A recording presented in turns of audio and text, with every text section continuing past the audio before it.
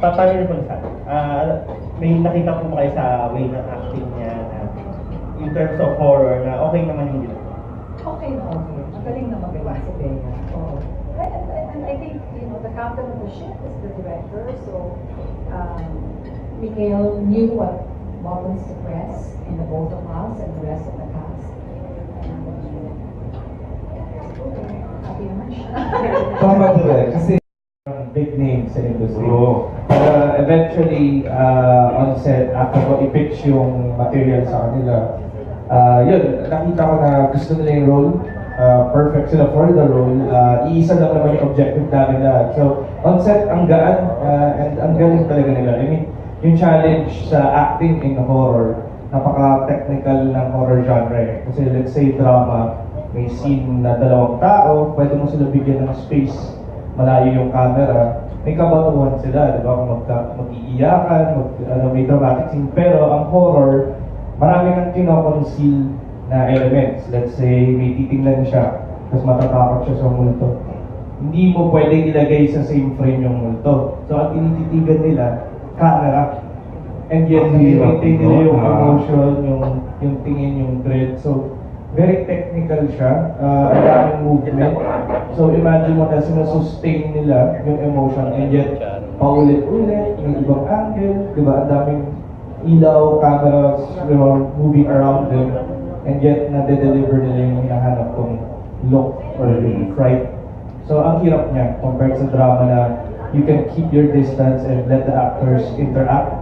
Ito minsan sila lang, and then nakaharap sila sa ilaw, nakaharap sila sa camera crew, and yet kailangan nila mag-deliver ng fright. So, yun yung challenging. And first horror genre niya, na-pull off niya perfectly.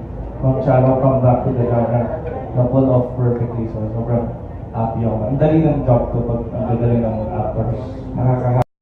Noon, saka ngayon, knowing that next week pakalabas siya sa Pilipinas.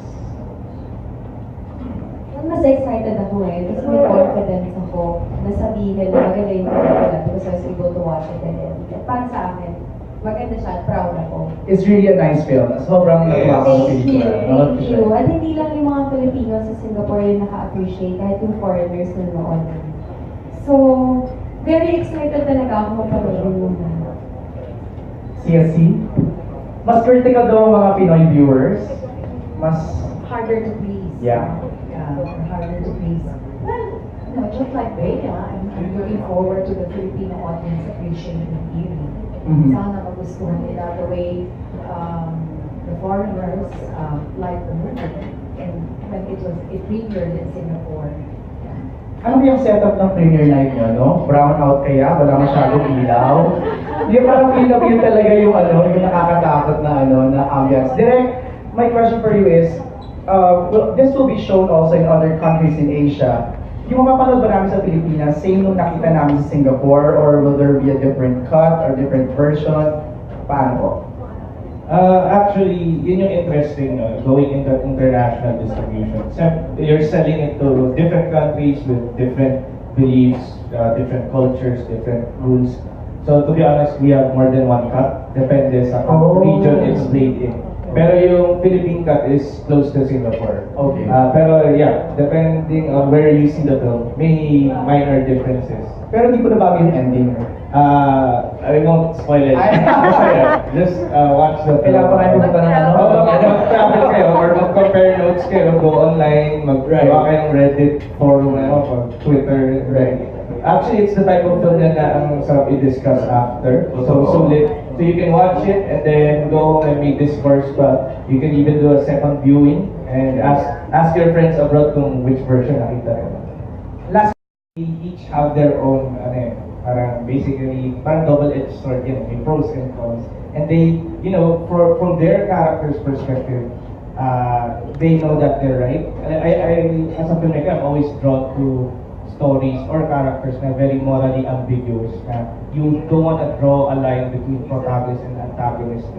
It makes the story more interesting and makes the outcome more unpredictable. Kasi as a viewer, you're put on the spot na sa'yo yung nababalik sa'yo, parang saan ka ba kakampi, ano pinaniniwalaan mo. And as the film progresses, you will see that there's a certain balance na you have to strike. I mean, both of them have their own flaws. They're not perfect characters.